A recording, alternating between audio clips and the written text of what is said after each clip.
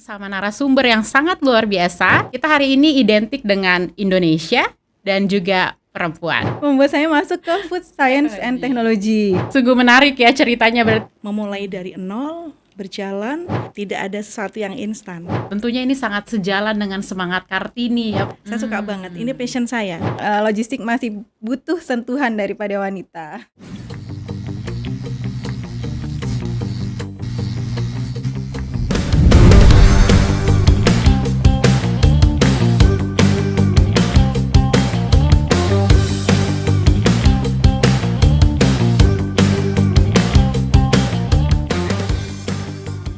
Halo Sobat Postrans, selamat datang di Transport edisi kedua. Ya, kali ini kita akan berkenalan bersama narasumber yang sangat luar biasa. Tapi sebelumnya perkenalkan, nama saya Petra Tauran. Saya yang akan memandu Transport edisi kedua hari ini. Kita langsung disiarkan dari lokasi potret yang berlokasi di Jakarta Timur. Ya, kalau dilihat dari pakaian saya hari ini sungguh sudah sangat spesial ya teman-teman atau Sobat Mostrans. Kita hari ini identik dengan Indonesia dan juga perempuan. Ya, hari ini kita akan membahas segala sesuatu yang identik dengan perempuan, tentunya dengan tema Women Leadership in Logistics 4.0. Ya, kita sudah kedatangan dua tamu yang sangat-sangat spesial. Saya mau panggilkan dan berkenalan bersama secara langsung. Ya, saya panggil yang pertama adalah Ibu Susana Riana Sari. Tepuk tangan buat Ibu Susana.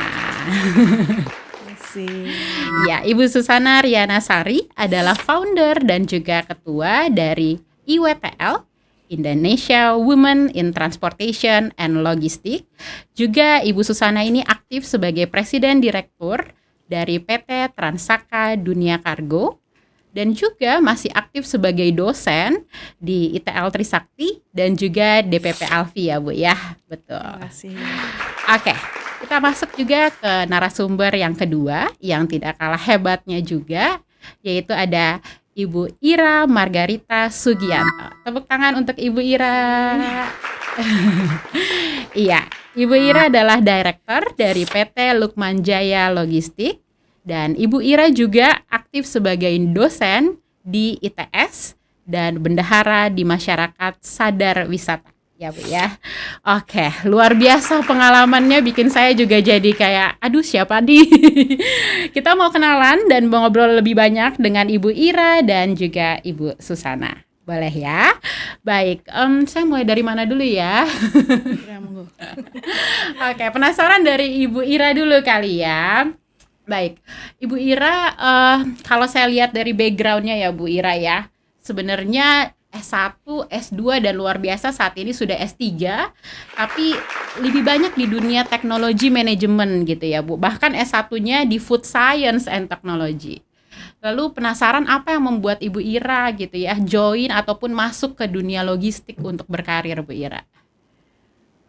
Oke, saya bahas dari pertama ya. Perjalanan panjang sih masuk ke dunia logistik ya. Sebenarnya cita-cita awal saya itu menjadi seorang dokter. Wow, dokter. Iya, biasanya anak kecil kalau lahir di kecil-kecil ditanyain apa cita-cita dokter pasti ya. Iya, nah berangkat dari dokter, waktu itu saya berusaha itu ya mengikuti program foundations dan masuk ke UNSW. Nah, untuk menjadi dokter itu perlu nilai yang sangat tinggi. Nah, pada waktu itu nilai saya nggak mencukupi, namun memang ada cara lain yaitu masuk ke medical science. Nah, pada waktu itu pilihan saya adalah medical science atau ke food technology. Nah itu dua dilema ya waktu itu ya. Dan akhirnya saya memilih food technology karena di samping keinginan saya menjadi dokter, saya tuh juga mempunyai kecintaan terhadap makanan. Nah, itu yang membuat saya masuk ke Food Science and Technology. Nah, di dalam Food Science dan Technology itu kemudian S2-nya itu ada juga yang namanya Master of Technology Management, di mana di sana belajar tentang multidisiplin ya. Jadi ada marketing, ada production, dan juga ada tentang foodnya juga. Terserah kita mau mengambil bidang apa. Nah, ternyata perjalanan panjang itu nggak sampai di situ juga. Kemudian saya bertemu dengan pasangan hidup saya di Australia, Oh. dan ternyata dia passion-nya di bidang logistik. Oh, Nah, akhirnya akhirnya ketahuan. ya akhirnya hal itu membuat saya mempunyai ketertarikan di bidang logistik ya. Karena setelah lulus saya akhirnya tidak membuat makanan, tetapi mengangkut daripada makanan tersebut. Jadi Oke. bergerak di bidang logistik. Transportasi. Iya. Dan sampai sekarang akhirnya terus kerasan ya di Iya, bidang iya, transportasi sampai ini. saat ini ya, Iya, sampai Bu saat ya. ini bahkan mendalami Dunia bidang logistik. transportasi dan logistik sampai S3. S3-nya juga sudah mulai ke logistik berarti saat itu, Bu, atau seperti apa? Iya, waktu S3 saya sudah bekerja selama bertahun-tahun di bidang logistik. Jadi untuk topik daripada riset saya itu adalah di bidang land transportation. Nah, Oke, berarti caranya swifting dari food science tadi di S3 ini belajar banyak langsung ya, Bu, ya, ke dunia logistik gitu ya. Iya, karena mau nggak mau ikut pasangan hidup tadi ya. iya. Oke, baik. Sungguh menarik ya ceritanya. Berarti bukan dari awal maunya ke sini gitu ya, Bu ya, tapi jalannya ke sini malah. Jadi mengalami beberapa perubahan Iya. gitu. Jadi dari awalnya apa, terus menjadi apa, dan terakhirnya ternyata terdampar di dunia logistik. Iya. Tapi pertanyaan saya, wah, senang kan ya, Bu ya? Nggak tertekan gitu ya di dunia logistik ya? Malah menikmati ya, karena kan Menikmati. akhirnya makanya saya memutuskan riset juga di bidang transportasi dan logistik, dan itu saya mengambilnya pada waktu COVID-19 pandemik. Oh, oke. Baik. Terima kasih Ibu Ira untuk jawabannya. Saya boleh beralih dulu ke Bu Susana ya. Ini juga tadi ngomongin tentang perempuan, Bu, dan Hari Kartini. Nah, backgroundnya tadi kan Ibu membuat sebuah komunitas perempuan ya, Bu, khususnya di bidang transportasi dan logistik. Apa sih, Bu, yang akhirnya mendorong kayaknya perlu nih buat komunitas seperti ini gitu loh, Bu Susana? Ya. Baik, Assalamualaikum warahmatullahi wabarakatuh. Saya memulai di latar belakangi ya, Mbak, tahun 2017. Saat itu alhamdulillah dikasih amanah ya, diberikan amanah dari salah satu organisasi logistik yang memang sejak 2005 saya banyak berkiprah di sana dan menjadi pengurus ya, hingga saat ini alhamdulillah saya dipercaya di DPP Alfi. Saat itu ada suatu tugas untuk memberikan tulisan dan wawancara di UNESCO. Mungkin semua sudah tahu itu di bawah United Nations yang ada di Asia Tenggara, berpusat di Bangkok. Saya dan teman-teman mengirimkan tulisan itu, dan sebenarnya ini mengalir aja karena memang hal-hal yang ditanyakan adalah sesuatu yang memang saya jalanin sehari-hari. Jadi beberapa pertanyaan di sana mungkin ditanyakan bagaimana Anda memulai bisnis dari nol hingga saat ini, bagaimana peran perempuan logistik, karena memang topiknya saat itu adalah Women in Logistics ya. Kita mewakili Indonesia. Lalu ada juga kita ditanyakan posisi perempuan yang masih menjadi kelas nomor 2 di dunia. Dan itu saya jawab apa adanya, dan alhamdulillah tulisan saya menjadi yang terdepan di antara mungkin banyak penulis yang saat itu diminta untuk menulis ya. Yang kedua sahabat saya Doris dari Manila, dia juga ikut juga. Jadi di situ kita ada makna duer, di mana kita pertama kali ya melakukan itu dari nol. Terus juga kita learner ya, kita belajar sampai ada di tahap saya menjadi owner.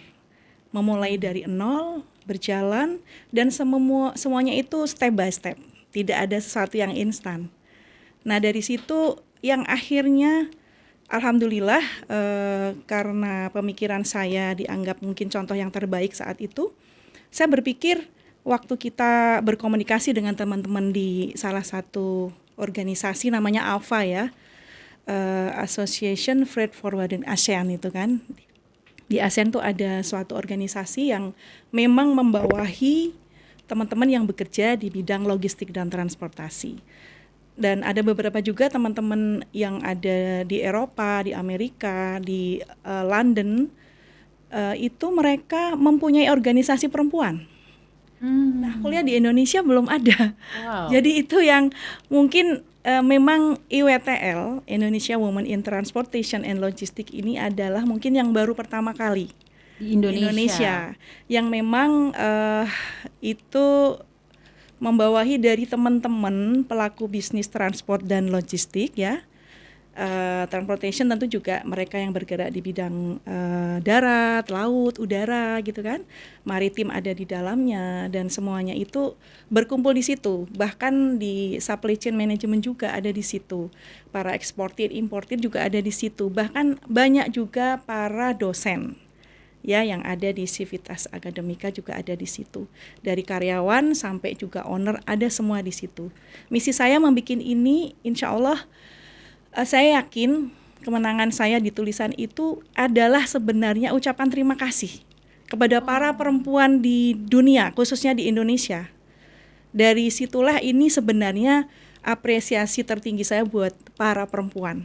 Karena ini adalah mereka sebenarnya. Luar biasa, ikut terharu saya sebagai perempuan ya. Karena ini adalah mereka, bukan saya. Saya mungkin Iya, hanya iya. sebagai alat untuk menyampaikan. Oke. Karena sehari-hari yang kita lihat ya itu perempuan yang bekerja di sektor logistik yang mungkin masih dipandang sebelah mata, yang kadang kita mungkin mbak-mbak, ibu-ibu semuanya lihat ya di Freeport perempuan mengendarai alat yang begitu besar, bahkan seorang perempuan harus bekerja, mungkin dia ojol atau di mana, atau dia perempuan-perempuan yang menduduki suatu strata yang seharusnya itu diduduki oleh laki-laki tapi mereka pun bisa. Sekarang sudah terbuka ya. Gitu, Luar Mbak. biasa Ibu. Saya ucapan terima kasih kepada seluruh perempuan ya yang sudah berjuang gigih dengan semangatnya ya. Mereka punya ya endurance yang luar biasa. Luar biasa Ibu ya. Tentunya ini sangat sejalan dengan semangat Kartini ya pada saat itu membawa kodrat kita sebagai perempuan ya Bu ya. Ya, Iya, dari Ibu sendiri melihat banyak sangat perempuan saat ini gitu ya. Bagaimana mereka sekarang mendorong perubahan dilakukan di mana saja, khususnya di dunia logistik dan inovasi gitu. Iya, Gimana betul. Ibu melihat pandangan ini Bu? Terkait inovasi ya. Inovasi dan perubahan. Inovasi dan perubahan itu sebenarnya menurut saya tidak terkait gender ya. Artinya itu tergantung dari perempuannya itu sendiri juga. Bagaimana seorang perempuan itu mempunyai ide kreatif ya. Dia punya mental baja. Kita tahu perempuan itu dari sisi psikologi mereka itu lebih lebih luas dalam menghadapi suatu lobbying. Ya mereka lebih punya staff yang luar biasa, kesabaran yang seluas samudra. Walaupun menurut saya benar ya, perempuan itu banyak teruji tapi dia begitu kuat dan tabah. Dan saya lihat di balik sikap-sikap perempuan yang kuat, yang ulet, yang gigih, yang jujur, yang punya semangat baja untuk maju, dari situlah sebenarnya akan timbul inovasi-inovasi tertentu.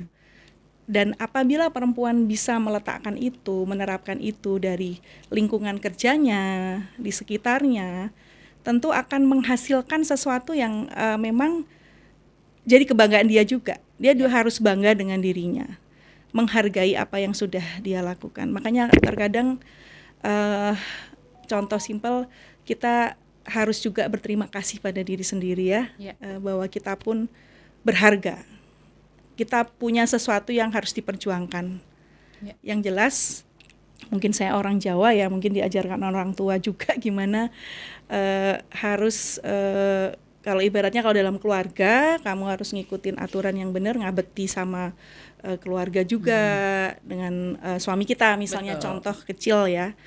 Dan insya Allah inovasi-inovasi itu timbul karena sikap-sikap perempuan itu sendiri yang dia punya semangat, endurance ya, jiwa menolong, kesabaran yang luar biasa ya, luwes dalam bergaul. Akhirnya apa? Dari inovasi itu nanti akan timbul, saya menggambarkannya sebagai pin ya. Ya, itu nanti terkait dengan beberapa hal bahwa kita punya product knowledge ya, kita punya integritas dan kita punya networking. Dari 3 hal itu inovasi itu akan timbul sejalan dengan semangat yang kita terapkan. Iya, luar biasa. Tapi modalnya semua itu udah ada di perempuan ya, Bu. Perempuan ada. Perempuan ada ya, dan tinggal Iya. didorong aja untuk punya Iya. product knowledge. Iya. Kemudian tadi networking, Bu. Iya, Satu network- lagi integritas. integritas. Iya. Oke, saya akan ingat 3 itu jadinya ya sebagai Buat seorang- semuanya. Iya, oke.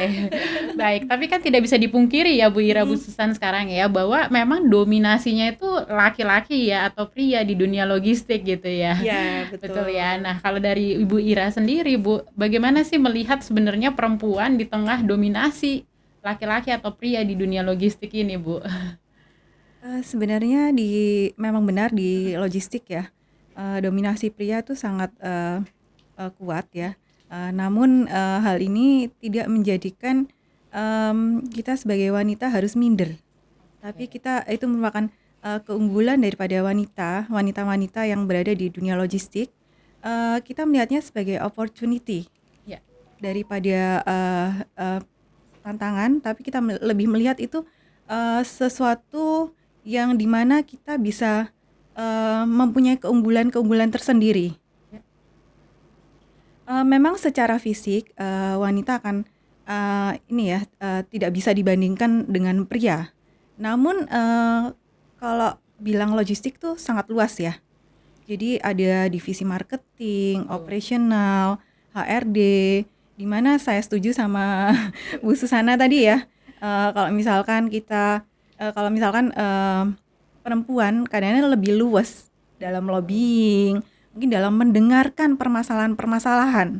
Nah itu dia bisa menjadi jembatan antara pihak-pihak yang mempunyai konflik. Jadi wanita tuh mempunyai peran yang sangat luas ya di logistik. Jadi sangat dibutuhkan gitu.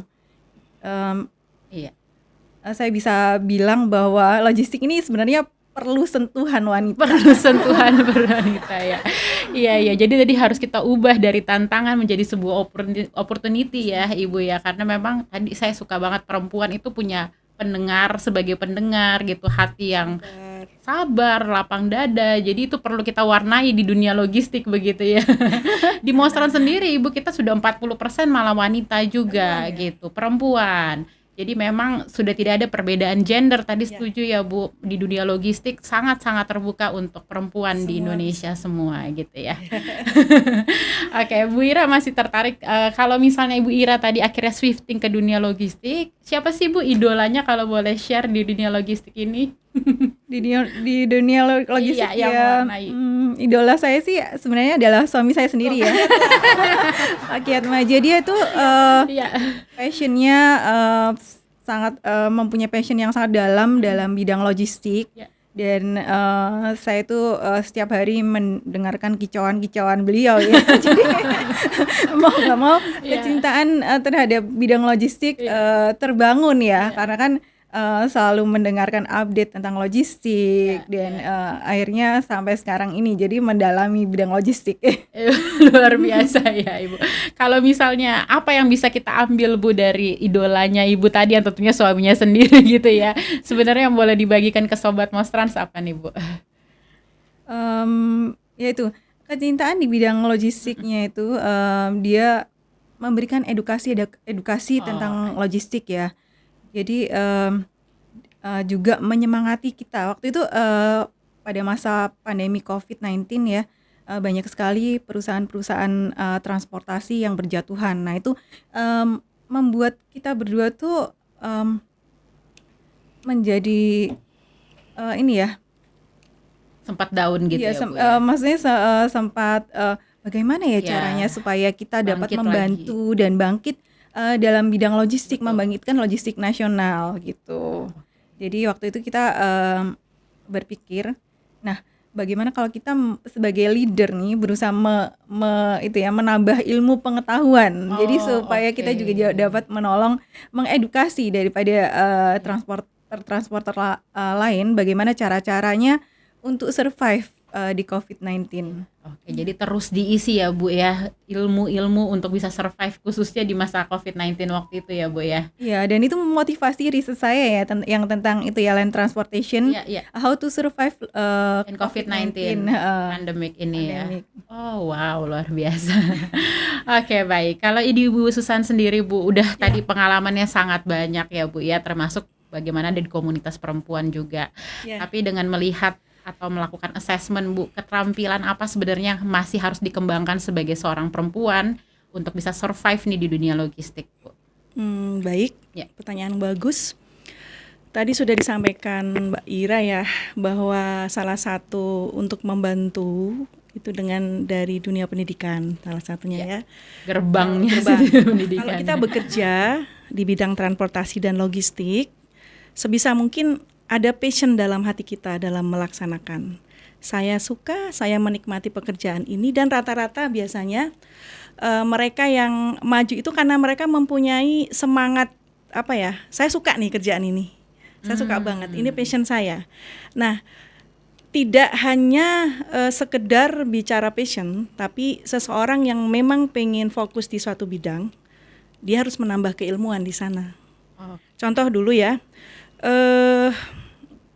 ada masa di saat saya merasa imbang antara saya senang di human capital, saya di HRD, tapi satu sisi alhamdulillah sekali saya mendapat banyak pengalaman dari organisasi saya ALFI ya, Asosiasi Logistik dan Freight Forwarder Indonesia, sering mendapat beasiswa dan ditempa dengan banyak training-training.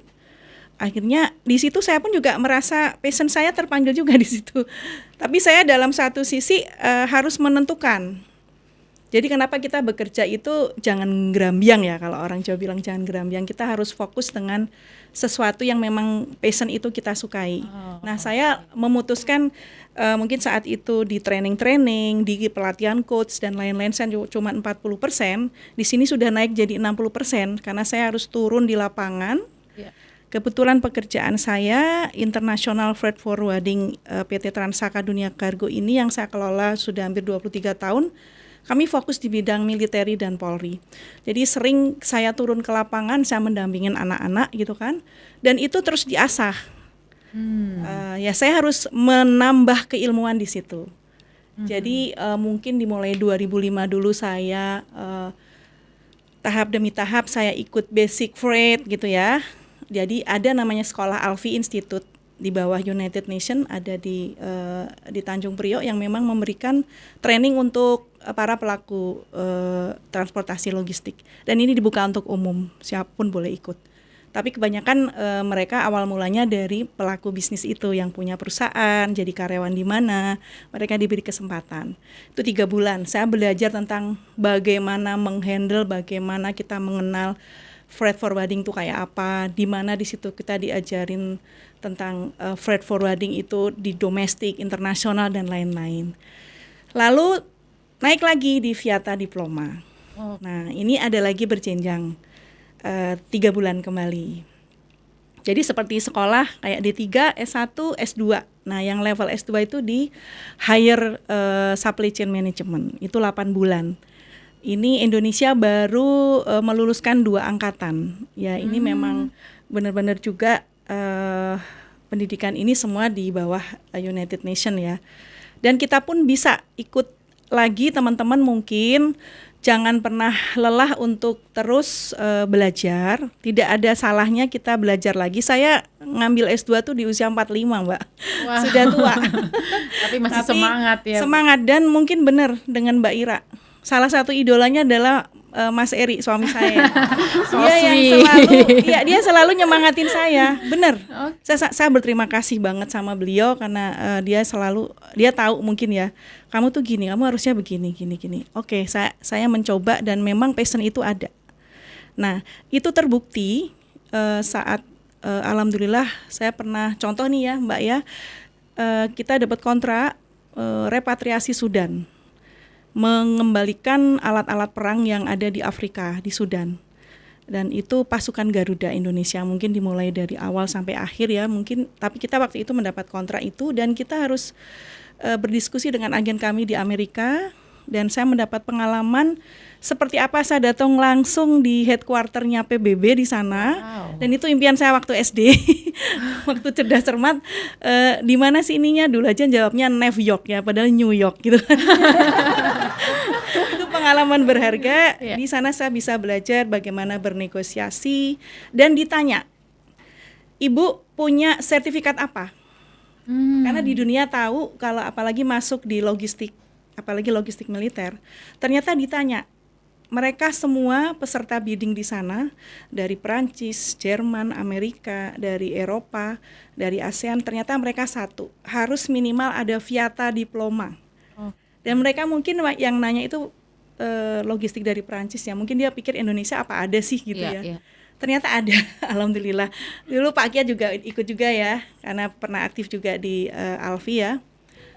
Ada Viata Diploma itu kita ambil dan itu belajar khusus. Dan alhamdulillah kita memang harus punya sertifikat-sertifikat baik non formal maupun yang formal. Barangkali kayak Mbak Ira kan sudah sampai S3 ya. Mohon doa moga-moga kita bisa nyusul. Amin. Kita juga, Seperti saya juga itu. Bu. Nah, ya itu sebenarnya kembali lagi apa sih yang jadi ini? Ya itu tadi dengan 3 pin tadi. Iya. Oh. Dengan ilmu itu, Ya. dengan jenjang keilmuan yang sudah kita ambil, kita lebih pede. Ya. Kita lebih yakin dengan kemampuan kita. Jadi kalau kita menjelaskan tidak asal menjelaskan, Betul. karena memang sudah ada ini ya, basicnya kita belajar di lapangan, juga di keilmuan. Banyak kok sekarang banyak sekali sertifikat-sertifikat logistik yang ada di berbagai organisasi. Oke, Ini baik. saya bercerita salah satu contohnya. Iya, kisah nyata ya ini Kisah ya Bu, yang nyata. benar-benar dirasakan Ada di atau buku dibangun ini, Bu. ya. Saya cerita. Oh, tadi penulis ya sekalian ya Bu Susana. Ada di menulis. buku ini. Jadi Bapak Ibu, adik-adik semua, kalau Anda ingin mengetahui bagaimana perjuangan para perempuan Iya. Indonesia, ini ada 28 penulis. Wow. Dan mereka dari nol sampai mungkin berdarah-darah, mereka dari yang tidak tahu menjadi fight. Mungkin juga usahanya pernah ngalamin drop, akhirnya mereka bangkit lagi, seperti itu. Ada semua di sini. Semua kisahnya ada di situ ya Bu. Perempuan semua yang Perempuan nulis ya. semua. Iya, jadi tadi Bu Susan selain punya passion doang harus diisi sama produk knowledge-nya ya Bu ya. Knowledge-nya baik formal, non formal, sertifikasi semua kita harus lengkapi ya Bu ya. Knowledge-nya harus kita punya melengkapi. Nanti itu akan berimbas juga dengan sikap kita. Kita harus punya integritas juga. Integritas. Gitu ya. Selain kita memperluas networking seperti itu. Biar gak kalah juga sama laki-laki ya Bu ya. Bukan mau menyaingi ya. Betul. Perempuan tetap harus tahu kodratnya, tapi Iya. minimal dia juga bisa. Kalau Bisa diberi bersaing tanggung jawab, juga. insya Allah perempuan tuh bisa juga melakukan seperti itu. Wow, banyak banget pesannya yang kita dapetin ini Bu Ira dan Bu Susana ya. Dan kisah nyata semuanya Sobat Mas Trans. Tidak terasa loh Bu, ngobrolnya cuma sebentar, pertanyaannya jawabannya luar biasa. Jadi terakhir Bu, saya mau tahu, ini dalam kesempatan ini ya, dalam rangka juga Hari Kartini Bu, apa semangat ataupun pesan yang mau dibagikan ke Sobat Mas Trans saat ini terkait dengan perempuan yang ada di dunia logistik gitu ya Bu ya. Silakan mau Bu Ira, Bu Susana? Ya Bu Ira. Boleh. Silakan Nah, Bu. Untuk perempuan-perempuan di bidang logistik, marilah kita berjuang bersama-sama ya untuk Saling meningkatkan- merangkul. saling merangkul untuk meningkatkan performa daripada logistik nasional kita. Dan bagi yang belum masuk, ayo rame-rame meramaikan logistik kita. Karena kan tadi seperti yang saya bilang, logistik masih butuh sentuhan daripada wanita. Oke, baik Ibu Ira. Terima kasih Ibu Ira. Kita boleh ke Bu Susan, Bu. Apa sih pesannya nih Bu untuk para perempuan di luar sana, Bu? Sama ya sama Mbak Ira ya. Tapi mungkin dilengkapi aja, perempuan harus punya PIN ya, yang 3 tadi Tiga ya. tadi ya. Singkatannya PIN P-nya ya. apa aja, P-nya apa? Product knowledge. I-nya apa? Integritas. Integritas ya. N-nya Networking. networking. Insya Allah kalau kita udah lengkapin itu, kita yakin kita bisa. Insya Allah semuanya bisa maju. Dan kita maju bareng-bareng ya. Iya. Saling menguatkan, Siap, Bu. saling mengempowering sesama perempuan. Iya. Dan satu lagi, para perempuan hebat di sana yang Anda bergerak di bidang transportasi dan logistik. Silakan bareng-bareng ayo masuk ke IWTL, Indonesia Women in Transport and Logistics. Milik Indonesia. Milik Indonesia. Kita saling merangkul di situ ya, Bu ya. Saling membangun. Kan mereka harus maju bareng-bareng. Oke, baik. Terima kasih banyak. Kita bolehkan beri tepuk tangan, Ibu. Iya, tidak terasa, Ibu. Terima kasih sekali lagi, Bu Susana, Bu Ira. Sekali lagi saya ucapkan selamat Hari Kartini. Terima kasih. Semoga semangat Kartini terus kita lanjutkan ya, Bu, di dunia transportasi dan logistik ini. Amin. Amin. Oke. Baik, Sobat Mostrans, demikian Transport edisi kedua. Saya Petra Taurat. Pamit undur diri. Terima kasih. Sampai jumpa. Terima kasih.